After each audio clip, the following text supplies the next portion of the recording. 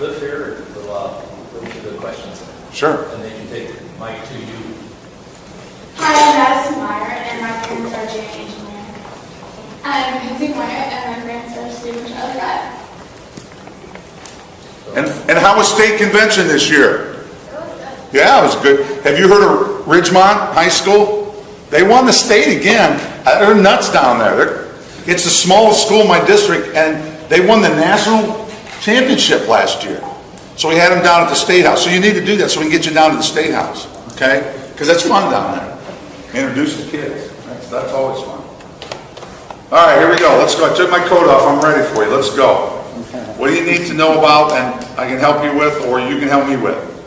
4 or 5 years ago, we were down in Reynoldsburg, down in Columbus, and they said at that time there was only 2 states that did not guarantee the quality of the gasoline or the fuel that we burn in our state. And one was Ohio, and I'm pretty sure the other one was Kentucky. Well, is that true, or is it how can I help you? I went to the University of Kentucky. I'm in big trouble now. But you know, if they have if they have gasoline that doesn't quite come up to a standard, you know what's going on. Yeah, sure. But I will tell you this. A lot has changed in the last 3 years, especially with the E85. There's a lot of stuff that we're doing to try to make things better in this state. I don't think we probably match up with other states yet, but I think we've made some improvement. That's about the best answer I can give you right now. Sorry.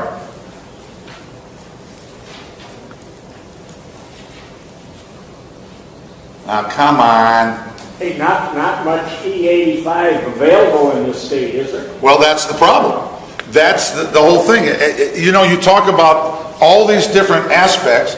Everybody was scared to death of the corn crop, and then everybody's worried about what Poet's doing over in Lipsick and over in Fostoria, and then you're talking about, well, are you sure you're going to have these pumps ready for everybody? And it's all like this. And I was at Marathon this morning, and they were talking about, well, is there really a need for all this ethanol, okay? They're the ones that got in the game. So I will tell you, it's a lot like this right now. I'm not going to lie to you. And what the federal government's going to do with all of this, and subsidies and all these tax breaks. And then we have to rebound and react, as you know, you well know, we have to react to what the feds do as well. So I would say this is not a perfect science by any means, and I don't know where we're going to go. Everybody wants fuel economy. There's no question there. But we got to get it right. So, but no, there's not enough. Yes? It's not a question, Senator, but through rural development, Ohio is part of a pilot project and an attempt by the federal government to get 10,000 pumps across the country. Yes. And we are part of that. So I don't think we should ever dismiss ethanol, and I think we should continue to tout and support its value, because first of all, it doesn't have to have troops, and second of all, we grow it here, and third of all, it's really helped our economy and the farmers in this country continue to produce in abundance. And it's a fallacy to think that ethanol is responsible for an increase in food prices. And here's why, Roger. Golly, I can't believe we're going to agree this much. This is good. You know, we had the plant down in Lyman, and they didn't do it right. I think you heard about that one down there. It closed down, and they didn't even build the facility right. And they were using massive amounts of water when they shouldn't have been. Now you go to Poet. I visited Poet. I went through the whole process. Now, of course, they're going to tell you what they want to tell you, but they've made so much progress in this area. And the farmers that are driving the trucks they're getting good money, and they love it. And it's good for those corn growers. Now, I will tell you, though, you go to Ag Breakfast, and you talk to the hog farmers, and they're like, the price of corn's going through the roof and all this bit. And so we have to come up with a balance. But overall, I have been a supporter of ethanol, and I've gotten burned by a lot of people because I've said that. I just said, as long as we're getting it right, which I honestly believe we're doing a whole lot better in getting it right, and as long as the corn crop's good right now this year, we'll be okay. I don't know what the floods and the by the way, speaking of the corn products, and I know a lot of guys did soybeans here at the last minute. The director of Ag told me that the normal number of days for planting between April 1st and June 1st in the last 50 years has been 30 days. This year it was 9, and in some areas 6. So that's what scared everybody. But I drive the same way a lot of times when I come up here so I can check the progress of some of those fields that had water standing in them a month ago. And there's some corn that's knee-high.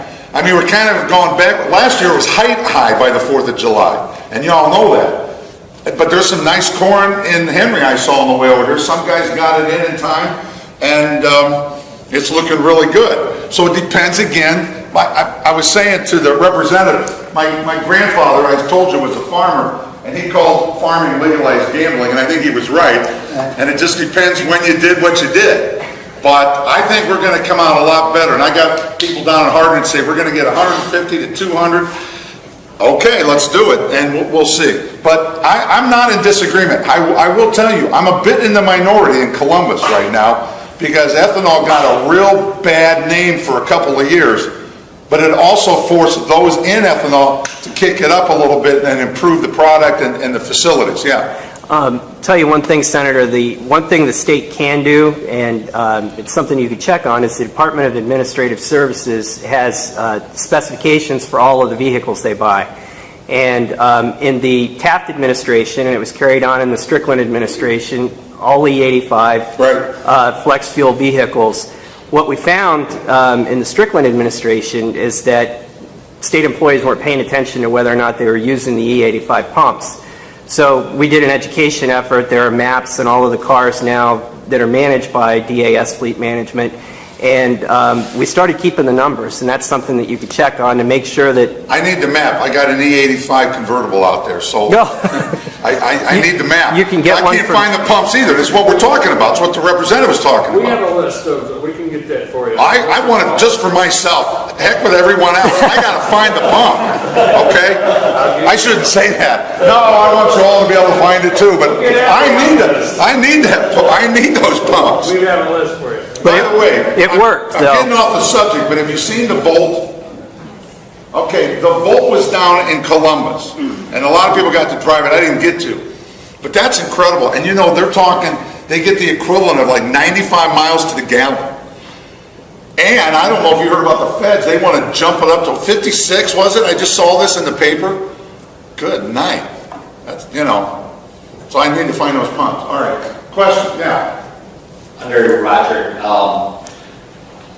my name is Glenn Bader from American Freedom Energy, and I'd be happy to know we are the first in Ohio to file an application with the REAP program, Rural Energy for America, blender pump in the state of Ohio, in Liberty Center, Ohio. We filed our application last week with the USDA in Columbus, and we will know in August if we're the first one in the state of Ohio to apply for that grant, which is what you had mentioned, 10,000 pumps. We are the first ones in Ohio to apply for that for blender pumps. And the idea of the ethanol is, I think that I've been working on it for 3 years. I think we're a clip where you said the ethanol industry.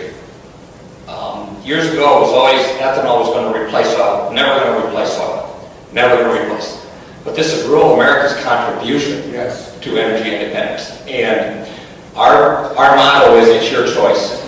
If they don't want it, the consumer will let us know. Not the feds, not the state, nobody.